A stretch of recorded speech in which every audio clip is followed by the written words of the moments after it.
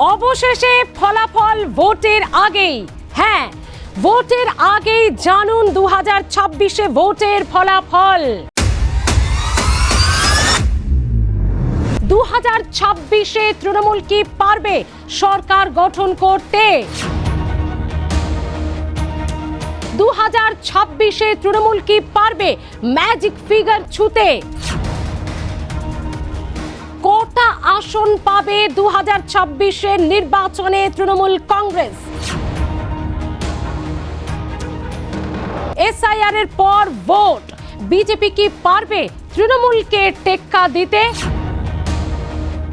তৃণমূলের ভোটের আসন সংখ্যা, তাদের জয়লাভের সংখ্যা বাড়বে নাকি কমে যাবে? এবার 2026 নির্বাচনে ভোটের ফলাফল ঠিক কি হতে চলেছে? মুখ্যমন্ত্রী হবেন কে? মমতা বন্দ্যোপাধ্যায় নাকি অন্য কেউ? তৃণমূলকে টেক্কা দিতে কি পারবে বিজেপি? 2021-এর থেকেও কি বিজেপির আসন সংখ্যা 2026-এ কমে যাবে?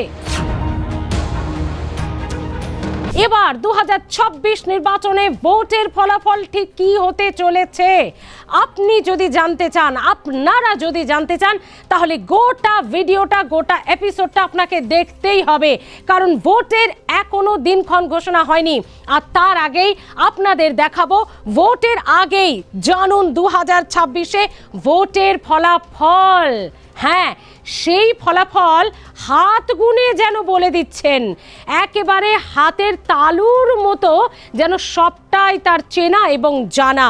তিনি জানিয়ে দিচ্ছেন 230টি আসন পাবে তৃণমূল কংগ্রেস। হ্যাঁ বন্ধুরা, 230টি আসন পাবে তৃণমূল কংগ্রেস। এর আগে অভিষেক বন্দ্যোপাধ্যায় 240টি আসনের কথা বলেছিলেন তৃণমূল কংগ্রেস পাবে, এবং বিজেপি পৌঁছে যাবে 50-এ। মানে 2021-এ যা ছিল তার থেকেও ডাউনফল হবে বিজেপির বলেছিলেন, দাবি করেছিলেন অভিষেক বন্দ্যোপাধ্যায়। আর এবার যার কথা বলছি তিনি বলে দিলেন 230টি আসন পাবে তৃণমূল কংগ্রেস। মমতা বন্দ্যোপাধ্যায় হবেন মুখ্যমন্ত্রী।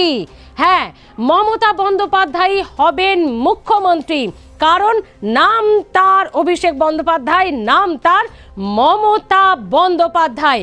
মমতা বন্দ্যোপাধ্যায় হবেন মুখ্যমন্ত্রী। যেখানে মমতা বন্দ্যোপাধ্যায়ের মতো নেত্রী আছে, সেখানে আর কাউকে কোনো কিছু করতে হবে না, বলতে হবে না। আর বিজেপি এই এসআইআর এনআরসির নাম করে 2 কোটি মানুষকে জেলে ভরে এই রাজ্যে ক্ষমতায় আসবে? না না বন্ধুরা, সেটা হতে দেওয়া যাবে না, সেটা হতে দেওয়া যাবে না। কারণ আমরা আছি, মমতা বন্দ্যোপাধ্যায় আছেন, অভিষেক বন্দ্যোপাধ্যায় আছেন। শুধু সরকারই গড়বে না, সমস্ত রেকর্ডকে ছাপিয়ে যাবে তৃণমূল কংগ্রেস। ভোটের আগেই বলা চলে, এই চাঞ্চল্যকর দাবি ভোটের আগেই বলা চলে, যেন হাত গুনে বলে দিলেন তিনি ভোটের ফলাফল। যেভাবে অসমে প্রায় লক্ষ লক্ষ মানুষকে এই এনআরসির নাম করে বিভিন্ন রকম প্যাচে ফেলে তাদের ভোটাধিকার কেড়ে নেওয়া হয়েছে, এই রাজ্যে কি ভেবেছে বিজেপি যে এইভাবেই ষড়যন্ত্র করে এসআইআর এর নাম করে ভোটাধিকার কেড়ে নেবে? সেটা হতে দেওয়া যাবে না, বিজেপির এই ষড়যন্ত্র হতে দেওয়া যাবে না। তাহলে কি রাজ্যে আসছে তৃণমূল কংগ্রেস 230টি আসন নিয়ে? দাঁড়ান, কি ভাবছেন এই সমীক্ষা আমাদের? এই সমীক্ষাটা করলো কে? এই হাত গুনে ফলাফল বলল কে? এতদিন যিনি তিহার জেলে ছিলেন, কেন সেটাও এবার আপনাদের বলবো। মানে কেন তিনি হাত গুনে এত বড় সার্টিফিকেট দিলেন? বললেন অনুব্রত মণ্ডল এবং কাজল শেখের গোষ্ঠী দ্বন্দ্ব।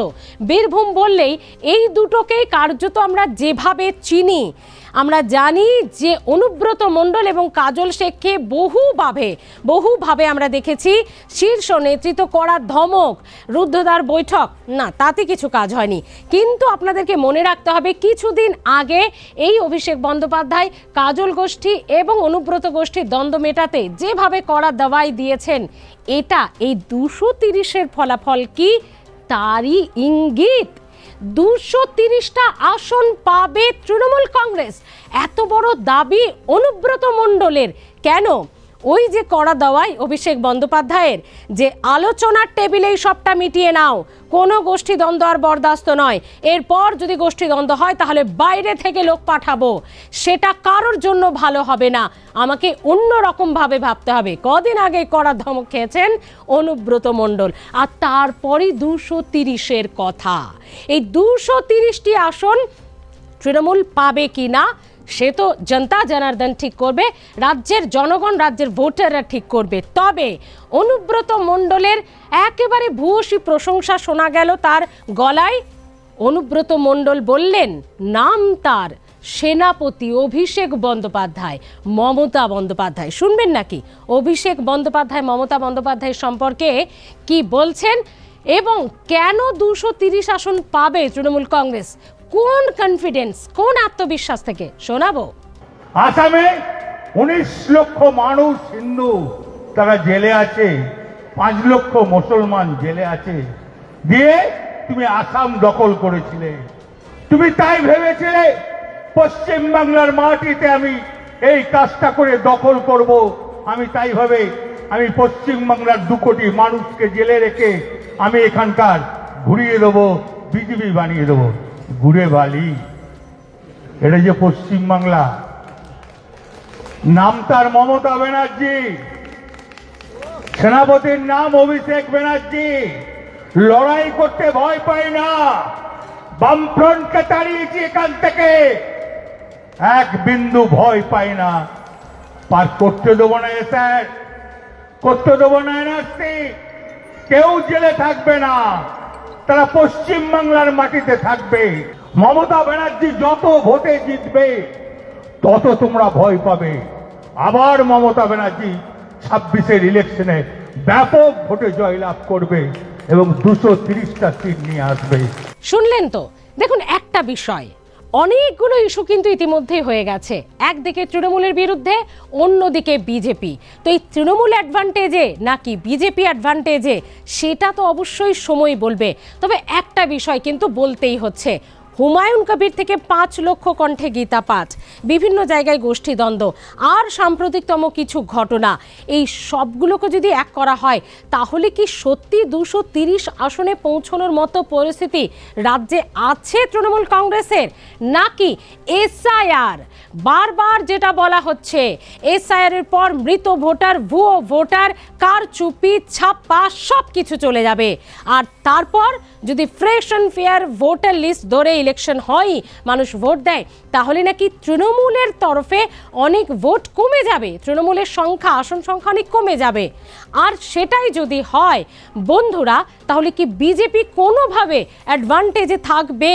নাকি এসআইআর হওয়ার পরেও, স্বচ্ছ ভোটার তালিকা গঠন হওয়ার পরেও রাজ্যে তৃণমূলই অ্যাডভান্টেজে থাকবে, কারণ জনমোহিনী নীতি?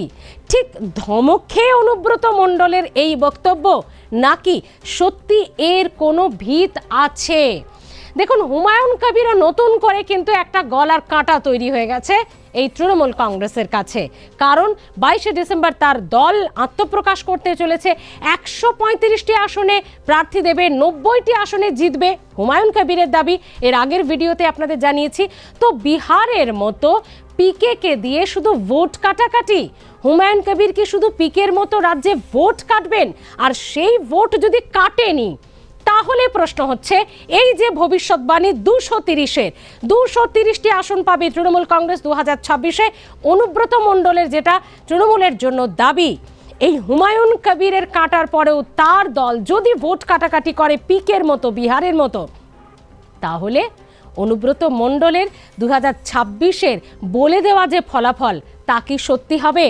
আপনারা কিভাবে দেখছেন অবশ্যই জানাতে ভুলবেন না। অভিষেক বন্দ্যোপাধ্যায়ের পর এবার অনুব্রত মণ্ডল, তিনি বললেন যে 230টি আসন পেয়ে ক্ষমতায় আসবে আরও একবার তৃণমূল কংগ্রেস। মুখ্যমন্ত্রী হবেন অন্য কেউ না, মুখ্যমন্ত্রী হবেন মমতা বন্দ্যোপাধ্যায়। অনেকে অভিষেক বন্দ্যোপাধ্যায়ের কথা বলছিলেন, কিন্তু না, অনুব্রত মণ্ডল বলে দিলেন মুখ্যমন্ত্রী হবেন মমতা বন্দ্যোপাধ্যায়। মুখ্যমন্ত্রী আরও একবার এই এনাকেই দেখা যাবে। এত বড় ভবিষ্যৎবাণী কিভাবে দেখছেন আপনারা? এত ইস্যুর পরেও তৃণমূল এবং তারপরেও এসআইআর, মনে রাখতে হবে বন্ধুরা, এসআইআর পরবর্তী ভোট, এই ভোটেও কি তৃণমূল সংখ্যাগরিষ্ঠতা মেজরিটি নিয়ে আসবে? সেই দাবি কি সত্যি 2026-এ বাস্তবে ফলবে, নাকি হুমায়ুন কবির থেকে শুরু করে বিভিন্ন ইস্যু এই তৃণমূল কংগ্রেসকে খানিকটা হলেও চাপে ফেলবে? শুধু বলার কথা, ধমক খেয়ে অনুব্রত মণ্ডলের বলার কথা বলছেন। কি মনে করছেন আপনারা? প্লিজ কমেন্টে জানাতে ভুলবেন না। আমাদের ইউটিউব চ্যানেল, আমাদের ফেসবুক, সবেতেই আছেন আপনারা, রয়েছে আর+ নিউজ। এই ভিডিওটি দেখলে 2026 নির্বাচনে তৃণমূলের ভোটের ফলাফল, যেটা অনুব্রত মণ্ডলের দাবি, এ দাবি আমাদের নয়, এর আগে অভিষেক বন্দ্যোপাধ্যায় করেছেন, এবার অনুব্রত মণ্ডল, সেই দাবি কি ফলতে চলেছে নাকি ফলাফল হবে অন্য কিছু? জানাতে ভুলবেন না। অবশ্যই আপনাদের কমেন্টের আশায় থাকলাম। আপনাদের গুরুত্বপূর্ণ মতামত জানান। দেখতে থাকুন আর+ নিউজ, সবার আগে সবার পাশে।